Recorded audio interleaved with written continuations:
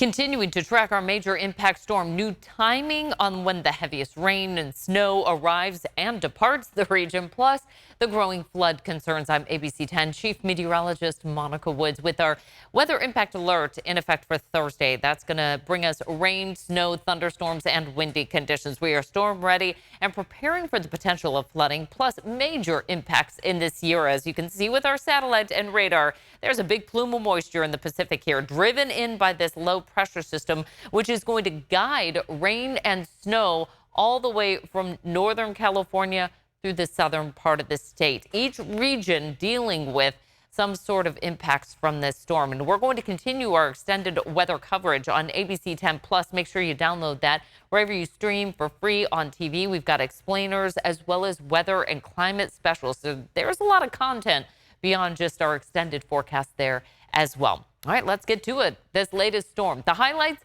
not much has changed with this. Valley rain, still 1 to 3 inches, 2 to 5 feet of Sierra snow with severe weather potential, still including the risk of thunderstorms. For our wind, still in the range of 35 to 50 miles per hour for the valley, but Sierra winds will be closer to 60 mile per hour plus. Plus, we now have new guidance on what's expected for the Bay Area with extreme winds. A snow level at about 3,500 to 4,500 feet to start tonight. Now that will bump up to about 6,000 feet. That being said, we're basically in a snow situation on the passes during the duration of this event. Wind advisory goes into place tonight. That'll take us through early Friday with gusts 40 to 50 miles per hour. Could see some tree limbs down, some power outages. Now, in this confined area, we're looking at localized power outages, nothing widespread. But as we move over towards the coast, high wind warning in effect. Again, that'll start up overnight tonight through early Friday.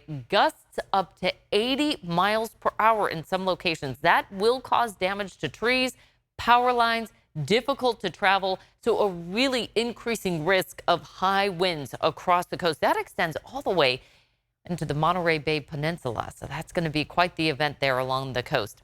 Winter storm warning in effect for the high country. That takes us through Friday evening. Wind gusts up to 60 miles per hour. Chains, road closures possible. Heaviest snow will be Thursday, and again, snow on the passes. Now, because of intense snowfall rates in the Sierra, plus the wind, we do have an avalanche watch in effect through early tomorrow. Could be extended through our Thursday evening with widespread avalanche activity potentially in the backcountry. The ski resorts, they do a lot of mitigation tactics to prevent those avalanches. But in the backcountry, for folks that want to, get off the slopes and go into the backcountry, that is where we see the biggest risk with the potential for those avalanches capable of burying or injuring people. So it's best not to go into the backcountry for tomorrow.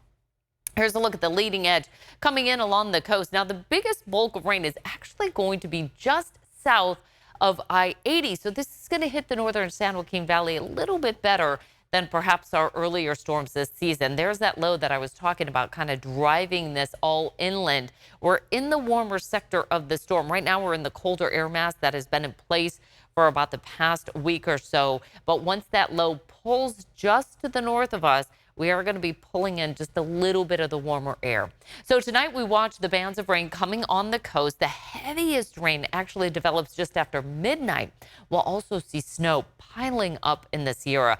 Going to bed tonight, if you're going to bed before 8 o'clock, it's going to be a much different situation early tomorrow morning. As you can see, bands of moderate to heavy rain moving in for the valley and snow for the Sierra. Now, on the back edge of this, for the morning commute, we're going to have the lingering impacts. Some flooding concerns as well as ponding on the roadways and the usual areas that we get the flooding concerns. But we're not quite done yet. Snow, by the way, not letting up for the Sierra. We start to see periods of on and off showers through the afternoon, chance of thunderstorms. So we could see some minor nuisance flooding, especially around those thunderstorms where we could have some heavy downpours. Again, very localized areas for that flooding in regards to those thunderstorms. As far as the shower activity for Friday, really starts to wind down here for the valley, but the snow lingers for the Sierra into our Friday. Flood watch will be in effect starting tonight all the way through Friday evening, with runoff creating additional pressure on some of those watersheds, flooding rivers, creeks, and streams. I do want to note, though, as far as the flooding rivers, it's just that the naturally flowing weirs are currently flowing. And so we do have that flood warning in effect for parts of Butte, Sutter, and even towards the Sacramento region. But that's because of the Yolo and Sutter bypasses flowing freely right now. So use caution by the rivers. I just wanted to focus a little bit more on those river stages just to again illustrate we're not looking at major river flooding happening. But along the Sacramento River, we do have a couple of those weirs that naturally flow into bypasses, which will take it downstream. But it also alleviates some of the pressure downstream towards where we have the confluence of the American and the Sacramento rivers in downtown Sacramento. So you don't have these big rushes of water coming through in a highly populated area. So those bypasses are flowing right now. They're higher. You'll probably notice that, especially if you're traveling along I-80 on the Yolo Causeway. You'll see that bypass is filling right now. It is at flood stage. So things are starting to work as they should, taking the pressure off the main line of the Sacramento River and going into the bypass.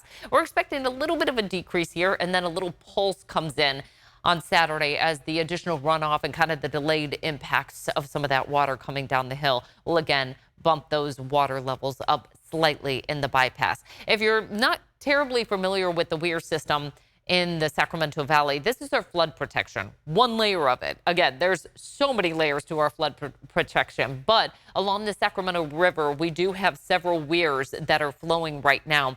That then takes the pressure off the main line. We'll put it into some of the communities that are largely agricultural, and so it does add to the groundwater in some of those areas. It just kind of percolates there.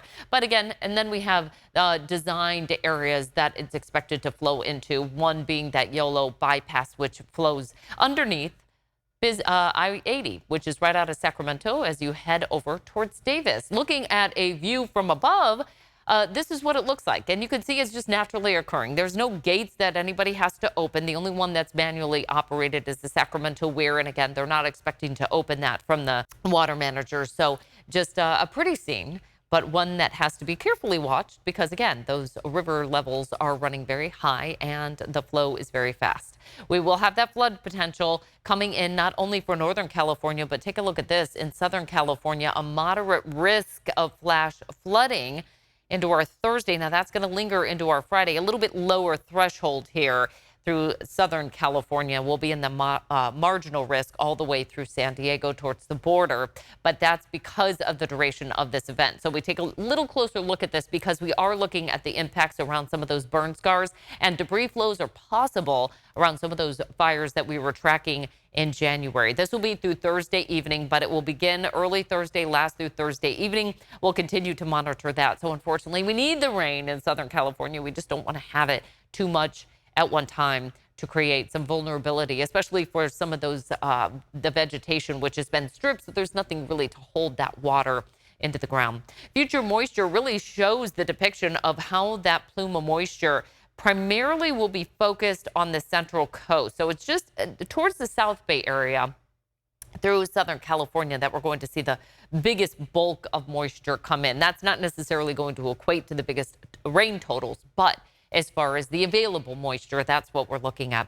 Statewide precipitation, here's a look at the sheer numbers. Those haven't changed much in the past 24 hours. So you're going to see these numbers likely start to erode as far as the deficits. We're likely going to be back above average for Sacramento and San Francisco, close to it for Stockton.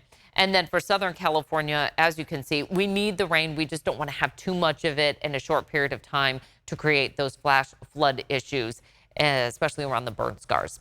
Water year so far, why did we come up with these deficits after such a great start to the year in November and December? It was January. January was a terribly dry month. It's statistically our wettest month. Now, we are doing some catching up in February, but without the rain and snow in January, it just causes us to have to sweat it through February and March to do a lot of catching up for our water year. A look at the timeline. Are we going to do it? Well, we're certainly making a dent in some of those deficits that grew in January. Tonight, we'll see the rain and snow developing with our snow line, as I mentioned, about 3,500 feet in Plumas and Lassen counties. That's going to be north of I-80, Sierra County included in that. Once we get into that 80-50 corridor, For Nevada, Placer, El Dorado counties, we're going to be closer to about 4,500 feet. Then it actually rises to about 6,000 feet. Nonetheless, that's on the passes. Big travel delays. We know how it goes. Thursday's our impact day. Valley heavy rain and thunderstorms periodically. Most of that comes in overnight. Heavy Sierra snow, though, continuing through the day with windy conditions. Friday, lingering scattered showers for the valley, mainly for the morning hours, and then Sierra snow impacts will linger at least through the afternoon into the early evening. For the weekend, it's a 3-day weekend. We're mainly dry for the valley. We'll track a slight chance for snow coming in for the Sierra. As far as the severe weather outlook for our Thursday, this has actually expanded in extent. So the coverage of the risk factor has extended all the way into the foothills, more so towards the mother lode and even southward along the coast of California. Our wind gusts are going to pick up tonight along with the heaviest bands of precipitation. So wind gusts up to about 40 to 50 miles per hour in parts of the valley. Those wind gusts will continue in the Sierra. Really dangerous travel throughout the day on Thursday with gusts potentially up to 60 miles per hour. With our snow level forecast, as I mentioned, kind of coming up and down the hill here. All in all, though, this is going to be a fairly typical snow event for the Sierra, but we're still in that extreme winter storm severity index for the Tahoe Basin all the way into the central Sierra through Yosemite, Mammoth, Kirkwood, Bear Valley. Should be a pretty good storm here. And leading up to that 3-day weekend, that's a big weekend for folks up here in Northern California to do skiing and snowboarding. Futurecast model, it is not going to be pleasant to be traveling overnight tonight through early tomorrow. Morning commute, we're still looking at bands of rain coming through. It's not going to be as widespread as perhaps this European model is indicating. This is going to paint a more broad brushed picture across the valley. But snow, again, will be problematic throughout the day on Thursday, even into our early Friday before the back edge of this moves out. We're under a little ridge of high pressure, so we'll watch that as this next line of storms tries to press our way for Sunday. It's kind of struggling, though, to really give us a consistent forecast on if we're going to get that rain in the valley. Better chance of seeing a few snow flurries, though, on Sunday for this year. It does not look like a high impact storm, so if you're doing any skiing and snowboarding, should be a decent day. Just going to have to deal with some more cloud cover, occasional gusty winds, and a couple of flurries coming in there. The big bulk of precipitation, though, certainly is going to be our Thursday through Friday forecast with 1 to 5 feet of snow.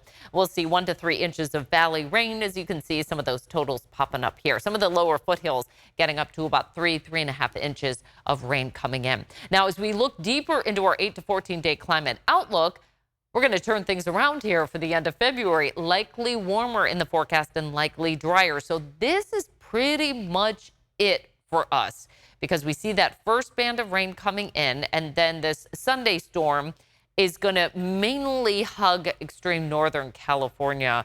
Not much of an impact storm. It's got a nice little tail to it, but it just fizzles out. A little slight chance of showers coming in on Wednesday, but again, that's looking very inconsistent in terms of model forecasts as well. We'll watch it, but it really does look like this is about it for us in terms of the big, bulky weather systems coming through in the next week or so. Tomorrow, we'll see highs in the 30s for the high country, 40s and 50s down low for the foothills.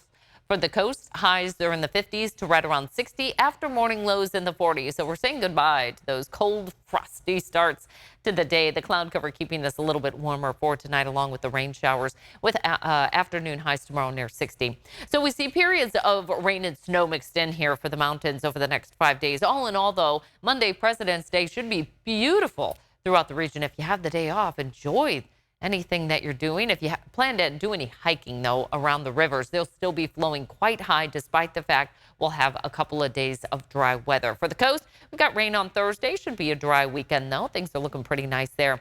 3-day forecast, we got the chance of thunderstorms coming in tomorrow, along with the heavy rain overnight. That's our weather impact alert day, and then we'll dry things out for Valentine's Day on Friday. For the weekend, I've just put in that slight chance of a light shower coming through on Sunday, but it should be dry overall Monday and through next week. And you'll notice, too, much warmer highs in the upper 60s to almost near 70 by the time we get to the following weekend.